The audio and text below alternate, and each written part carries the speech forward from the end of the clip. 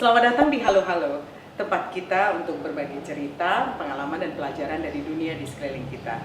Saya Ayun Sundari.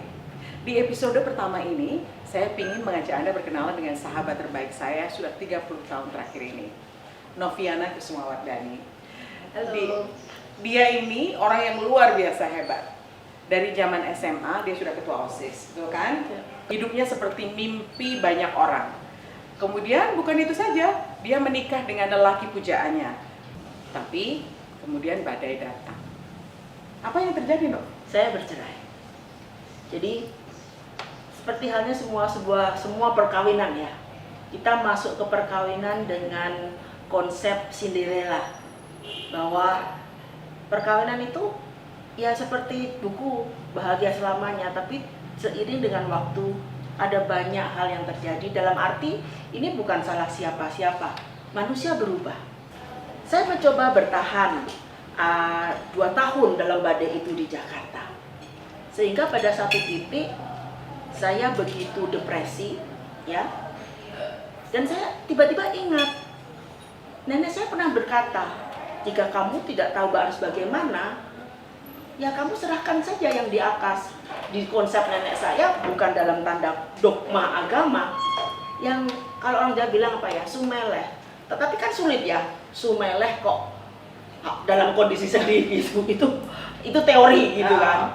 Sehingga pada satu saat pada jam 2 malam saya keluar halaman rumah, saya hanya nangis dan saya hanya bilang, Tuhan, saya sudah tidak kuat, tapi saya tidak mau berhenti untuk hidup.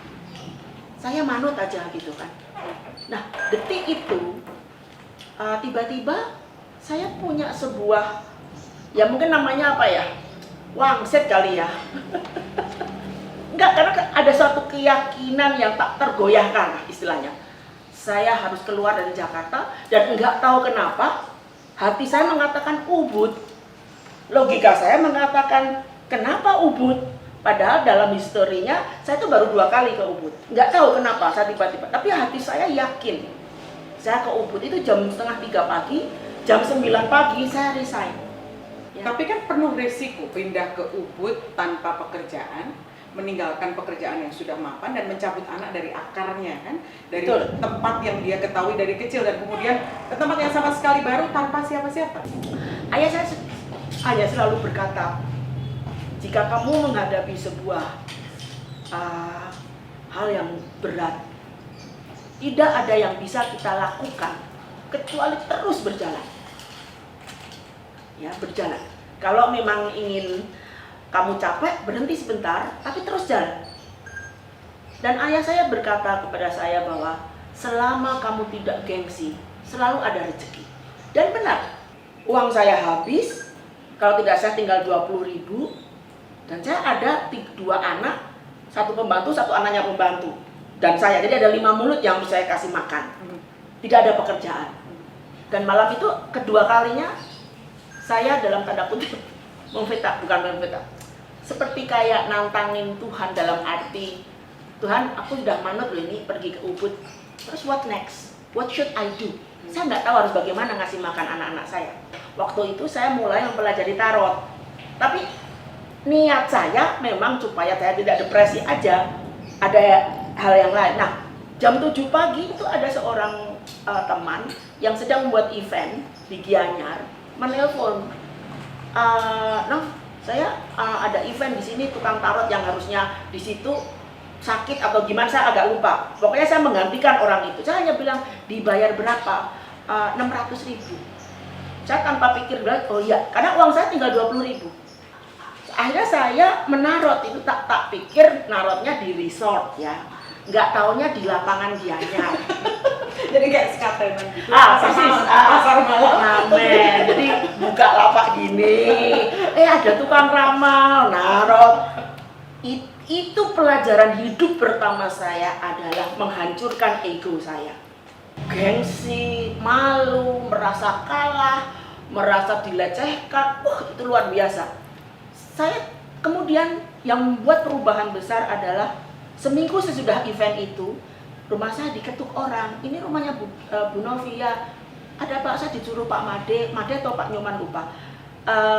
beliau sedang tidak bisa ngantar, tapi disuruh ngantar sesuatu. Tak pikir ngantar apa. Itu satu truk Mitsubishi Colt kampus dulu, tapi itu isinya beras, minyak, ketela, polowijo, yang ibaratnya kan waktu saya marah sama Tuhan, saya berkata gimana saya ngasih makan anak saya. Jadi dalam hitungan seminggu sudah tarot, ibaratnya saya 3 bulan itu tidak habis beras itu. Jadi kalau untuk makan menjawab doa dengan nyata. Sejak itu saya mengatakan nawa itu niat ingsun, tarot ini jalanku. Dan tiap hari saya mensyukuri nafas saya. Karena gimana enggak, saya tinggal di tujuan wisata hampir seluruh dunia orang gitu. Mungkin sekedar background, Novi ini sekarang dalam berapa tahun ya? Dalam kurang dari 14 tahun ya, sudah punya rumah di Ubud, sudah jadi salah satu pembaca kartu tarot yang paling ngetop. Siapa pelanggannya? Alicia Silverstone, beberapa selebrita di Jakarta. Jadi sekarang Novi ini sudah bisa disebut mapan dan melewati badainya dengan baik. Itu tadi kan baru ngomongin soal pekerjaan dan rezeki. Ada lagi yang menarik soal pencariannya akan cinta setelah gagal. Ayo cerita. Saya pada titik menyadari bahwa kita itu hanya akan dipertemukan sebagai cerminan dari energi kita. Ketika saya bergerak, lebih mencintai diri saya, lebih merasa konten, ya energi itu membuka. Jadi cinta datang lagi.